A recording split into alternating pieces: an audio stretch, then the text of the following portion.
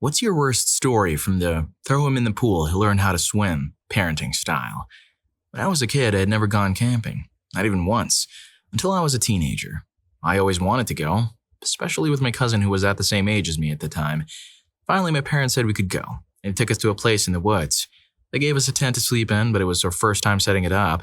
They also gave us food like chips that were already half eaten and some sausages, and my little sister came with us. She was only a kid at the time and didn't know much about camping either. After they dropped us off, my parents left us there all by ourselves. We had to figure out how to put up the tent, make a little camp, and take care of my sister. It was hard because we didn't know what we were doing. We were scared and missed our parents a lot. The food wasn't enough and we didn't have many supplies. We had to make do with what we had. The whole weekend, we were worried about wild animals or getting lost. We stayed close to our tent and tried to keep each other safe. It wasn't the fun adventure I thought it would be. After that, I never wanted to go camping again. It was too scary and not what I expected. My parents and my uncles said it was okay because they learned to camp the same way when they were young. They thought it was a good lesson for us. I'm just glad that nothing really bad happened to us out there in the woods. We were lucky to be safe and sound when my parents came back to pick us up. I sorta get what they were trying to do, but it just is very stupid, to be honest. Story 2. When I was a kid, I got into a really bad motorcycle accident while we were out in the desert. I was only a teenager and I hurt my leg really badly. Even though I was in a lot of pain, my dad didn't want to stop our trip early. He told me not to look at my leg and tried to get me to walk, but it hurt so much that I would pass out every time I moved. My brother saw how much I was hurting and told my dad we needed to go home. My dad finally listened, but he had been drinking and couldn't drive, so he let my brother drive us out of the desert. My brother was really nervous and kept hitting bumps, which made me pass out over and over.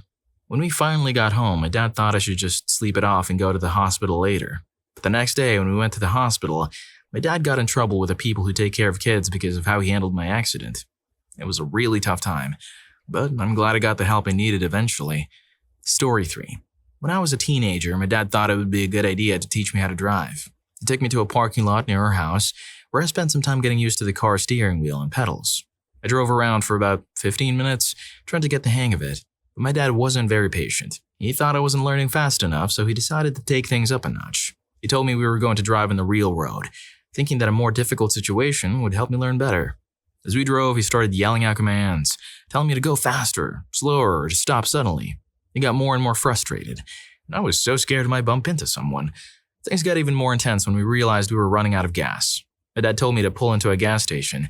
Now, keep in mind I had only been driving for about 25 minutes and had no idea how to park properly.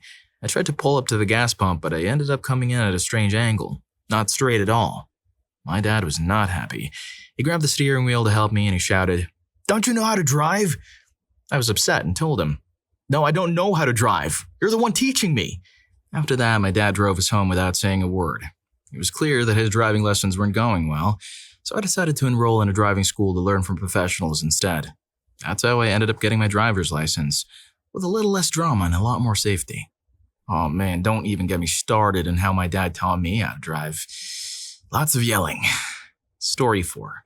One time I was stung by a bee, and it wasn't a pleasant experience. I tried to tell my mother about it, but she didn't believe me at first.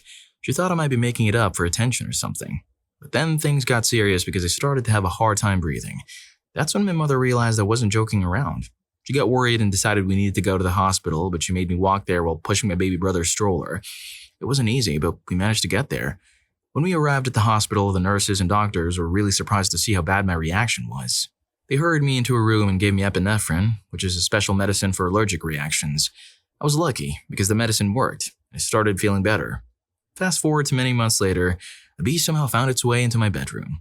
I was scared because I knew how dangerous bees could be for me, so I went to get my father to help me deal with a bee, but instead of understanding, he called me a scaredy cat and told me I needed to learn how to handle these things on my own. He said, "You can't always run from bees. You have to learn how to deal with them sometime." But I thought to myself, why should I risk getting stung again and ending up in the hospital when I could just ask someone who isn't allergic to bees to help me out? It seemed like a much safer and smarter choice to me. Story 5.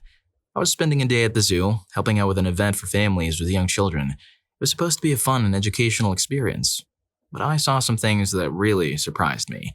The zoo had a few peafowl that were allowed to roam around freely. They were quite a sight with their colorful feathers. However, not all the parents were very careful of their children around these birds. I saw a few instances where a young child, usually a toddler who was just learning to walk, would spot a peafowl and get excited. "Wow, pretty bird," they would say, taking a few wobbly steps towards the peafowl, wanting to get a closer look. But peafowl can be quite territorial and not very friendly to strangers, especially little ones who might seem like a threat to them. So instead of a gentle encounter, the peafowl would often chase after the child or even try to harm them. It was really upsetting to watch. The worst part was how some of the parents reacted. Instead of comforting their child or explaining why we need to be careful around animals, they would just say, "You should have known better." But how could the child know? They're so young, it's not like they've learned about animal behavior yet. It's the parents' job to teach them these things, to keep them safe and explain the world to them. But some of these parents didn't seem to understand that. There was even one mom who took things too far. She was actually encouraging her kids to bother a llama, hoping that it would react to them. It was like she was treating it as a game or a joke, but it's not very nice to the animal or to the children.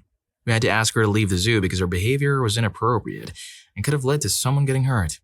Story 6. When I was a little kid, I got really sick with the flu. It was terrible. I had a fever, I was retching, sweating a lot, and my nose was all stuffed up. It was one of those times when you just feel awful all over. My dad went to the pharmacy to get some medicine to help me feel better, but there was a big mistake. The people at the pharmacy thought he was getting the medicine for himself, so they gave him pills made for adults. These weren't just any pills, though. They were huge, like the kind you give to a horse.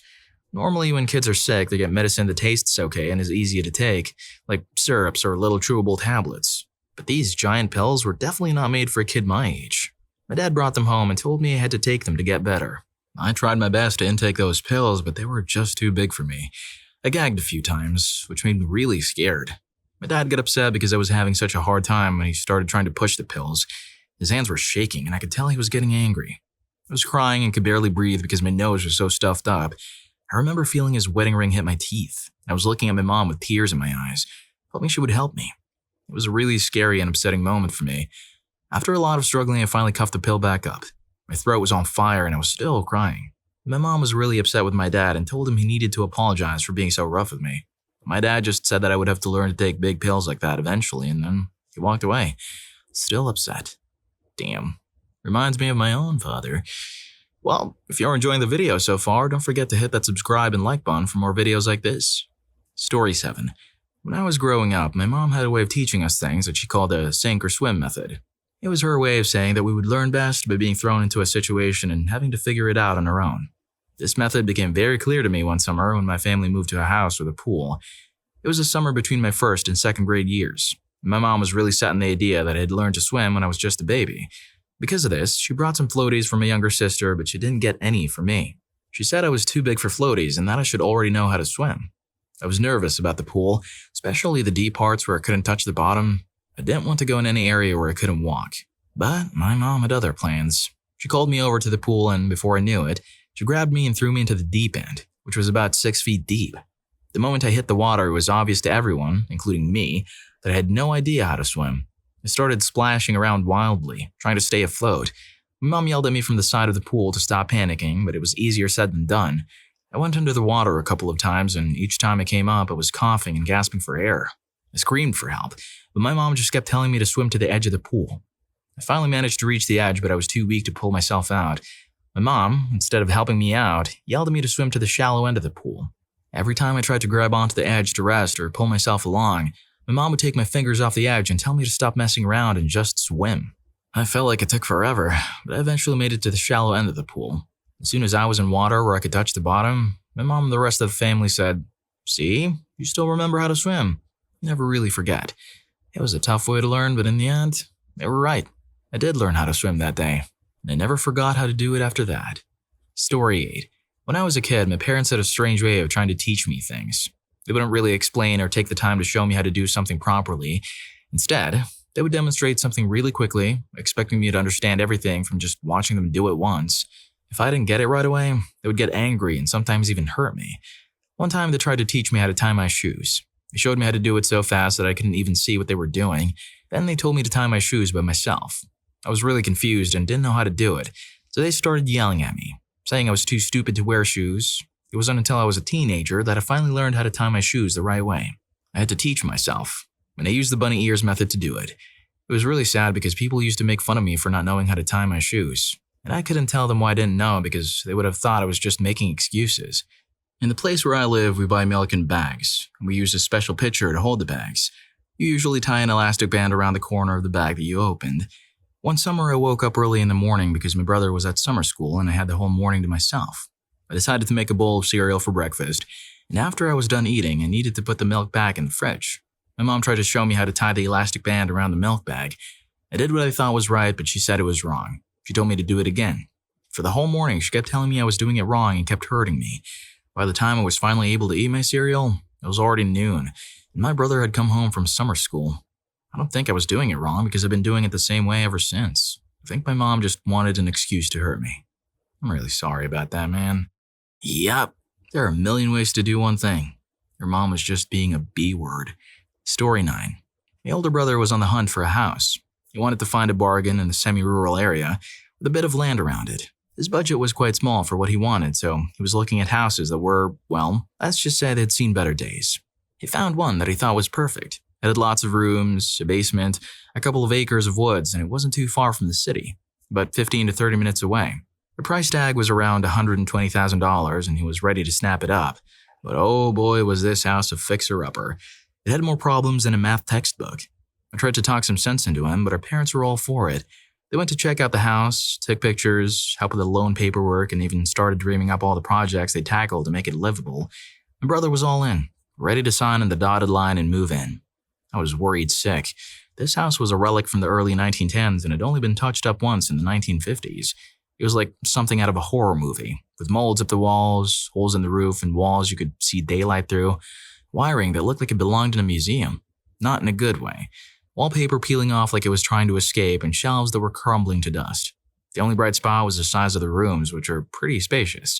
I begged and pleaded with my brother to reconsider. And after a while, he started to see the light. He backed out of the deal, and later, when I brought up how awful that house was, our parents actually agreed with me. They thought it was a dump too. But they had wanted him to go through with it because they thought it would be a good learning experience. I was flabbergasted. I asked them why they would support such a risky move, and they said it was to teach him to be more careful with big decisions. They were willing to let him dive into a sea of debt and hardship just to learn a lesson. They pushed him towards it instead of sitting down and having a heart-to-heart about why it was a bad idea. It was a tough pill to swallow, realizing that sometimes the people we look up to can lead us down a rocky path with the best intentions. Story 10. When I was a kid, my dad had this idea to teach me how to sail. I wasn't too keen on the ocean. It scared me a bit.